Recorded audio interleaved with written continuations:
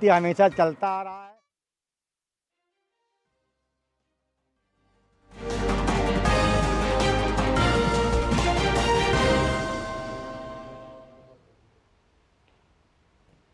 नमस्कार, आप देख रहे हैं डीडी न्यूज। आपके साथ मैं हूं गौरव श्रीवास्तव और मेरे साथ मेरे सहयोगी शरद हैं, जो कि सांकेतिक भाषा के जरिए आपको खबरों से रूबरू करवाएंगे। तो खबरों की शुरुआत करें उससे पहले एक नजर इस वक्त की हेडलाइंस पर। प्रधानमंत्री नरेंद्र मोदी अलीगढ़ की जनसभा में इंडी गठबंधन की नीतियों पर जमकर बरसे। कहा, लोगों की संपत्ति पर कांग्रेस का पंजा। कांग्रेस के संकल्प पत्र में संपत्ति को कब्जे में लेकर सबको बांटने की घोषणा पर किया प्रहार।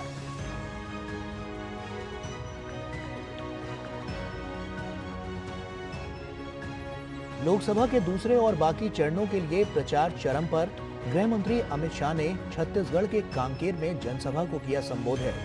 भाजपा अध्यक्ष जेपी नड्डा ने मुंगेली में कांग्रेस को बताया सनातन और राम का विरोधी।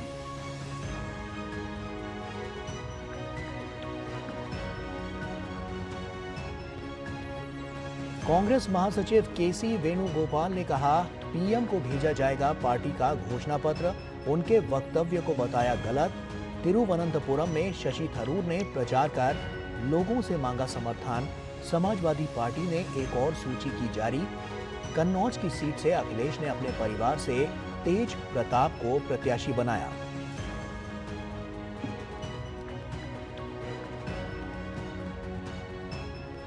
कर्नाटक में नेहा हिरेमठ की दर्दनाक हत्या के मामले में रोष व्याप्त। भाजपा ने घटना के विरोध में कर्नाटक में जगह जगह किया विरोध। मृतका के पिता और कांग्रेस पार्षद निरंजन हिरेमठ ने अपने ही सरकार की कार्यशैली पर उठाए सवाल।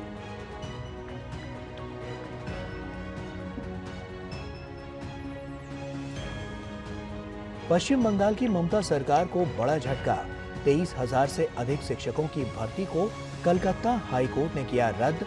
सभी शिक्षकों को 4 हफ्तों में वेतन वापस करने का निर्देश।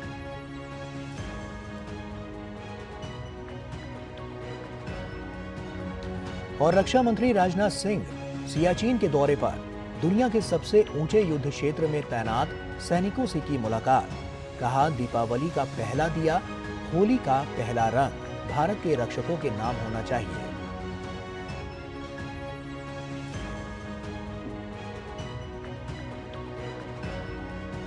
और आइए अब शुरुआत करते हैं और बात करते हैं 24 की चुनौती की।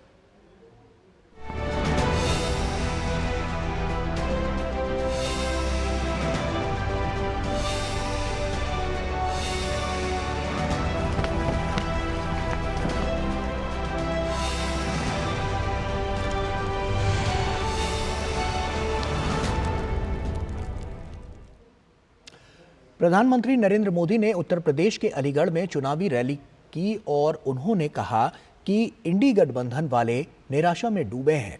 सत्ता और परिवार के लालच में वे देश का भविष्य नहीं देख पा रहे हैं।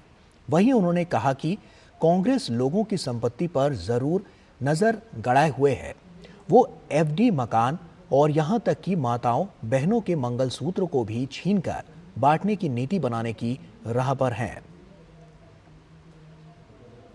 कांग्रेस के लोग कहेंगे कि आपके पास गांव में एक घर तो पहले से ही है।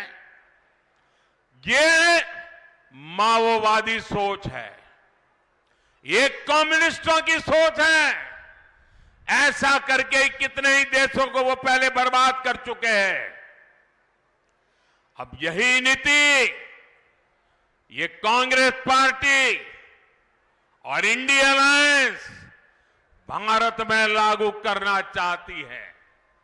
आपकी मेहनत की कमाई, आपकी संपत्ति पर कांग्रेस अपना पंजा मारना चाहती है। आपका स्त्री धन लूटना चाहती है। माताओं बहनों का मंगलसूत्र अब सलामत नहीं रहेगा, ये कांग्रेस ने कहा है। इन परिवारवादी लोगों ने देश के लोगों को लूटकर अपना इतना साम्राज्य बना लिया है, आज तक इन्होंने अपनी अकूट संपत्ति से देश के किसी गरीब को कुछ नहीं दिया। अब इनकी नजर देश के लोगों की संपत्ति पर पड़ गई है। साथियों, जनता के धन को लूटना, देश की संपत्ति को लूटने कांग्रेस अपना जन्मसिद्ध अधिकार समझती है। और वहीं दो शहजादों के परिवारवाद और तुष्टीकरण की राजनीति पर ताला लगाने के लिए प्रधानमंत्री ने अलीगढ़ की जनता का धन्यवाद दिया। उन्होंने सपा सरकार में दंगे, हत्या और गैंगवॉर को ट्रेडमार्क बताया। वहीं उन्होंने तुष्टीकरण की राजनीति से ऊपर उठकर विकास कार्य करने की उपलब्धियां गिनाई। कांग्रेस, सपा जैसी पार्टियों ने हमेशा तुष्टीकरण की राजनीति की और मुसलमानों के राजनीतिक, सामाजिक, आर्थिक उत्थान के लिए कभी कुछ नहीं किया। और जब मैं पसमानदा मुसलमानों की मुसीबत की चर्चा करता हूं तो इनके बाल खड़े हो जाते हैं, क्योंकि ये ऊपर के लोगों ने मलाई खाई है और ये पसमानदा मुसलमानों को भी उसी हालत में जीने के लिए इन लोगों ने मजबूर कर दिया है। साथियों, इसी क्षेत्र में 3 तलाक से पीड़ित कितनी ही बेटियों का जीवन तबाह हो गया था। और सिर्फ बेटियों का नहीं, और 3 तलाक के कारण मुसीबत में आई उस बेटी, उसके पिता, भाई, परिवार सब परेशान हो जाते थे। और भाजपा के वरिष्ठ नेता अमित शाह ने छत्तीसगढ़ के कांकेर में एक चुनावी जनसभा को संबोधित किया। इस मौके पर उन्होंने कांग्रेस और इंडी गठबंधन पर निशाना साधा। साथ ही साथ उन्होंने कहा कि कांग्रेस पार्टी को सिर्फ इसलिए मिर्च लग रही है क्योंकि प्रधानमंत्री मोदी ने कांग्रेस के घोषणा पत्र का जिक्र किया, जिसमें लिखा गया है कि सभी की संपत्ति का सर्वेक्षण किया जाएगा। अभी अभी कांग्रेस पार्टी को मिर्ची लगी। मोदी जी ने उनके घोषणा पत्र में से सबकी संपत्ति का सर्वे करने का कहा है। मोदी जी ने कल कहा, क्यों करना है इस सर्वे को? कांग्रेस पार्टी पूरी नरेंद्र मोदी पर सवाल उठा रही है। मैं आज कांग्रेस पार्टी को पूछना चाहता हूं, आपके घोषणा पत्र में सर्वे की बात है या नहीं है? राहुल बाबा देश के नाम में स्पष्ट करे। और मनमोहन सिंह, आपके प्रधानमंत्री ने कहा था संसाधन पर पहला अधिकार माइनॉरिटी का है, आदिवासी दलित का नहीं है, आदिवासी दलित का नहीं।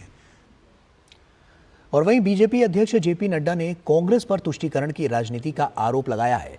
जेपी नड्डा ने कहा है कि कांग्रेस में उन लोगों को आगे बढ़ाया जाता है जो देश विरोधी ताकतों का समर्थन करते हैं। कांग्रेस सांसद नासिर हुसैन का जिक्र करते हुए उन्होंने कहा कि उनके चुने जाने पर भड़काऊ नारे लगते हैं और कांग्रेस अध्यक्ष मल्लिकार्जुन खड़गे मौन रहते हैं। जेपी नड्डा ने कांग्रेस पर सनातन विरोधी होने का भी आरोप लगाया।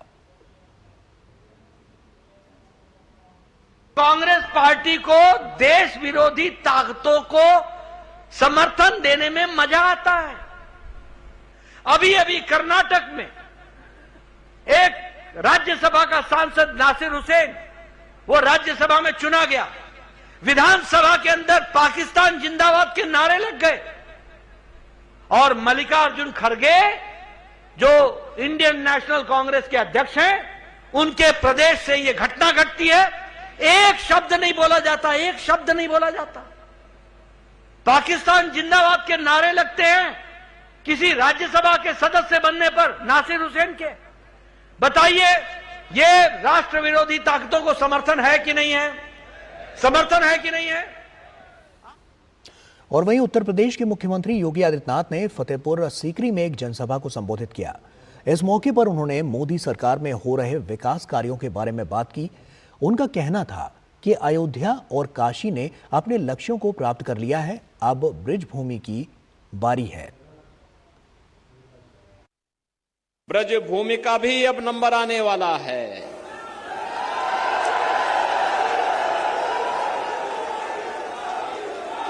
अयोध्या और काशी ने अपने लक्ष्यों को प्राप्त कर लिया है, क्योंकि अब तो आगरा में भी आपका अपना एयरपोर्ट बन रहा है।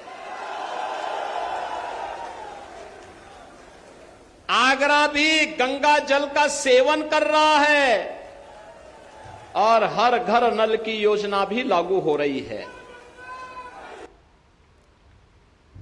और वहीं भाजपा के अब की बार 400 पार के नारे और प्रधानमंत्री नरेंद्र मोदी की गारंटी के बीच कांग्रेस अध्यक्ष मल्लिकार्जुन खड़गे दावा करते हैं कि लोगों में सरकार के खिलाफ नाराजगी है। प्रधानमंत्री मोदी पर निशाना साधते हुए कांग्रेस अध्यक्ष ने कहा कि अगर उनके पास अपने कोई ठोस मुद्दे हैं, कोई ठोस काम है तो वे बता सकते हैं, जैसे हमने मनरेगा खाद्य सुरक्षा के बारे में बताया है।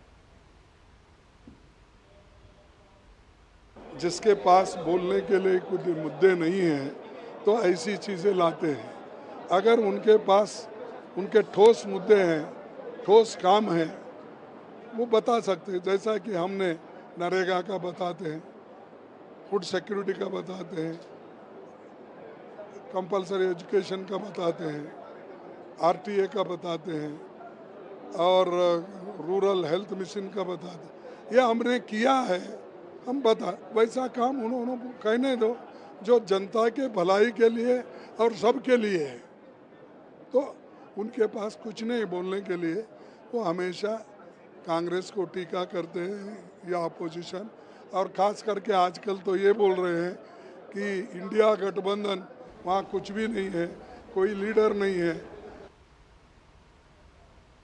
और वहीं कांग्रेस महासचिव केसी वेणुगोपाल ने कहा कि चुनाव सौहार्दपूर्ण मानसिकता के साथ लड़ा जाना चाहिए और इसकी शुरुआत स्वयं प्रधानमंत्री से होनी चाहिए। उन्होंने कहा कि वे कांग्रेस के घोषणा पत्र को पूरी तरह से गलत बता रहे हैं, इसलिए कांग्रेस ने पूरे भारत से पीएमओ को घोषणा पत्र भेजने का फैसला किया है।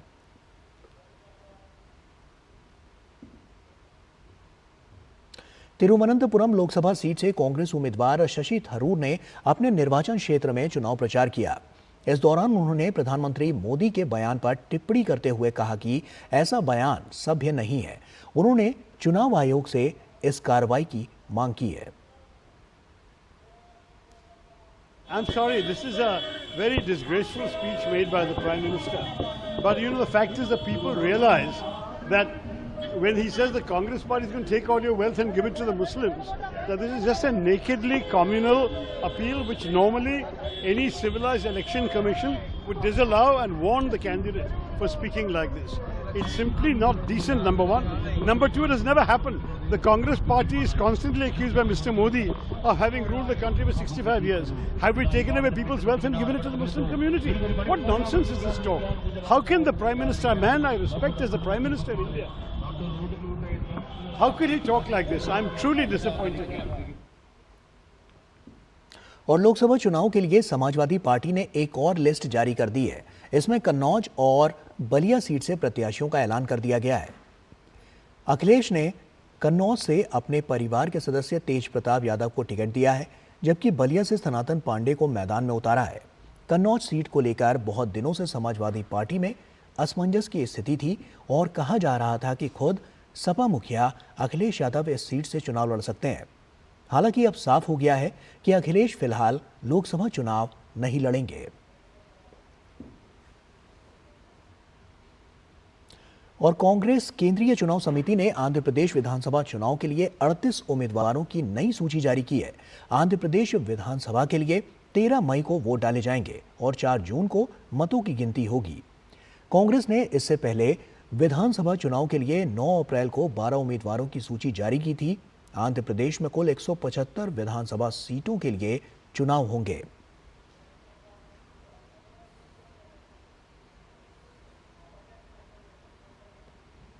और इसी के साथ 24 की चुनौती में फिलहाल अभी के लिए इतना ही।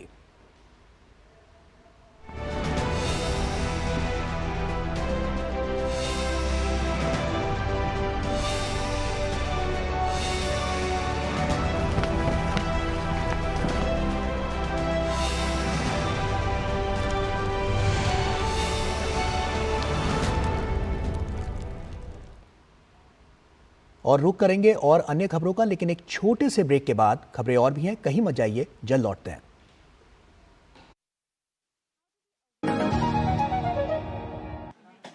तब घर में अगर कोई बीमार पड़ जाए ना तो इलाज के लिए घर बिक जाता था, पीढ़ियां कर्ज में डूब जाती थी। और आज तो अस्पताल के खर्चे की फिक्र नहीं सताती। और याद है जब 60 साल में सिर्फ 7 एम्स बने थे, वहीं 10 साल में 16 नए बन गए। और फिर भी मोदी जी कहते हैं ये तो बस ट्रेलर है। करोड़ों लोगों को 5 लाख तक का मुफ्त इलाज मिला है। ये है मोदी की गारंटी। तो फिर हमने भी सोच लिया, फिर एक बार मोदी सरकार। और ये है हमारी भी गारंटी। कमल का बटन दबाएं, भाजपा को जिताएं।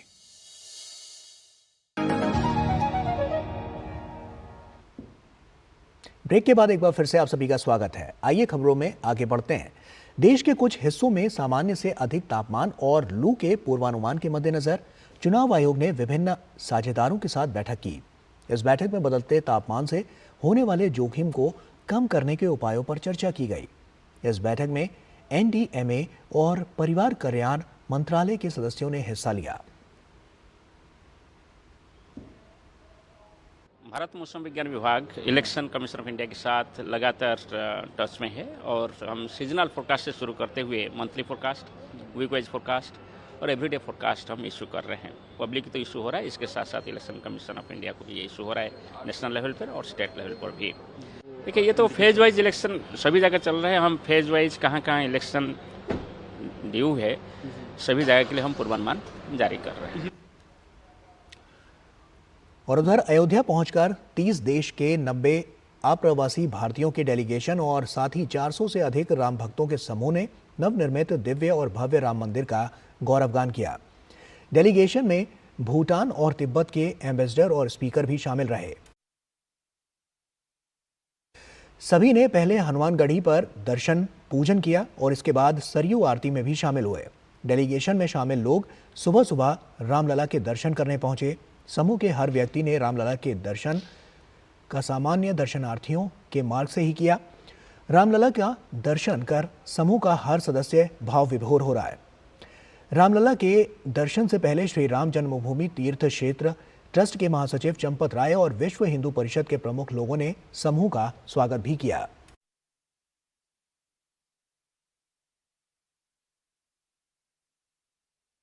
Buddhism and Hinduism are very closely affiliated to each other.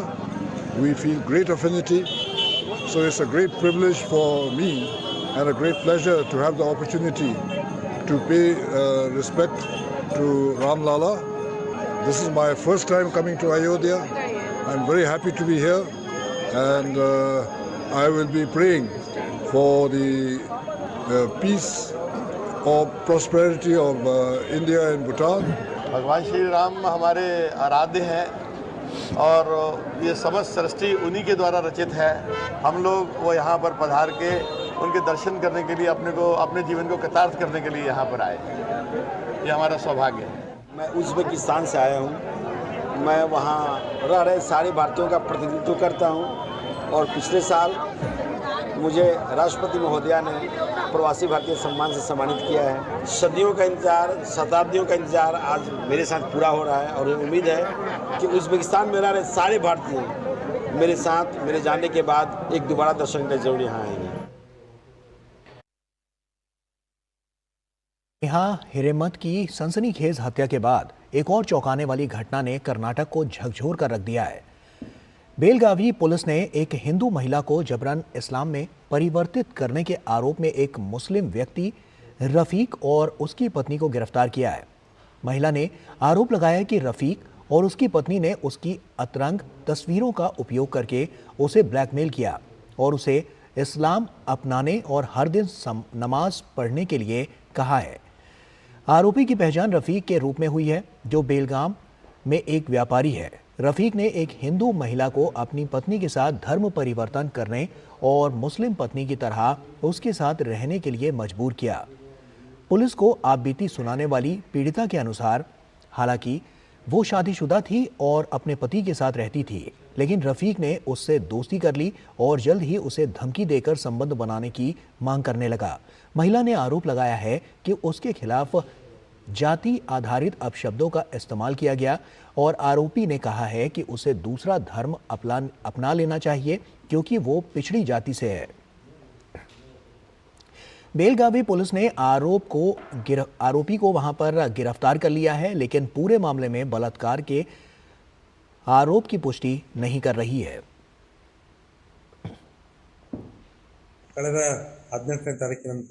महिला ने अपनी शिकायत में आरोप लगाया है कि उस व्यक्ति ने उसकी पत्नी के सामने उसके साथ दुष्कर्म किया और उसे बुर्का पहनने और माथे पर कुमकुम नहीं लगाने के लिए मजबूर किया। हालांकि हम अभी तक दुष्कर्म के आरोप का पता नहीं लगा सके हैं। वह एक व्यापारी है और हमने उसे गिरफ्तार कर लिया है। महिला ने अपनी शिकायत में कहा है कि रफीक ने उससे अपने पति को तलाक देने के लिए कहा और धमकी दी कि अगर वो उसकी मांगे नहीं मानेगी तो वो उसकी तस्वीरें लीक कर देगा। धर्म परिवर्तन न करने पर जान से मारने की धमकी दी। उन पर कर्नाटक धर्म की स्वतंत्रता के अधिकार संरक्षण अधिनियम, IT कानून की प्रासंगिक धाराओं, SC/ST अधिनियम और भारतीय दंड संहिता के तहत आरोप लगाए गए हैं, जिनमें बलात्कार, अपहरण, गलत कारावास और आपराधिक धमकी शामिल है।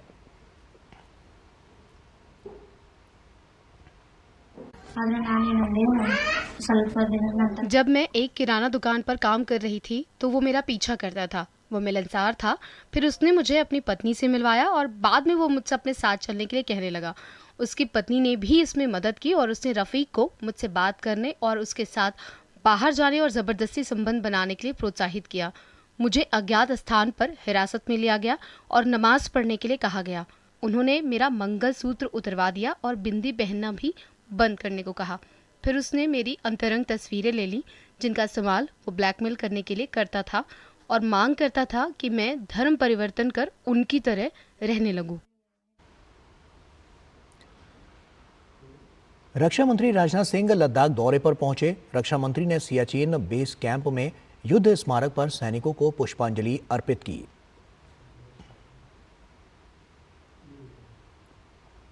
रक्षा मंत्री राजनाथ सिंह ने सियाचिन ग्लेशियर के कुमार पोस्ट पर तैनात सशस्त्र बल के जवानों से भी मुलाकात की। उन्होंने सैनिकों का हौसला बढ़ाया और देश की रक्षा में तैनात रहने पर उनकी सराहना की। रक्षा मंत्री ने सियाचिन ग्लेशियर पर नियंत्रण सुनिश्चित करने के लिए सेना द्वारा चलाया गया एक ऑपरेशन मेघदूत की सराहना की।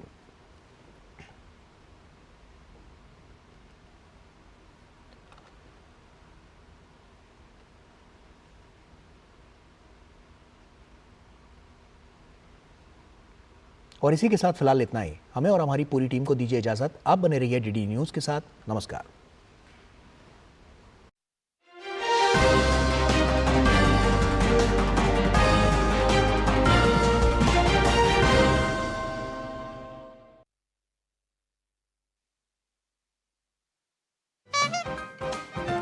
चुनाव का मौसम, सियासत के रंग, नेताओं के बयान और अब हम पुरानी जगह पर आ गए हैं। अब सब दिन के लिए हम आ गए हैं। अब चिंता मत करो। ये तो चचा भतीजे का नूरा कुश्ती हमेशा चलता आ रहा है। आज हम रेलवे टिकट नहीं खरीद सकते। जनता के सवाल, कांग्रेस साथ दिखाए सबको कि चोर चोर मुसेरे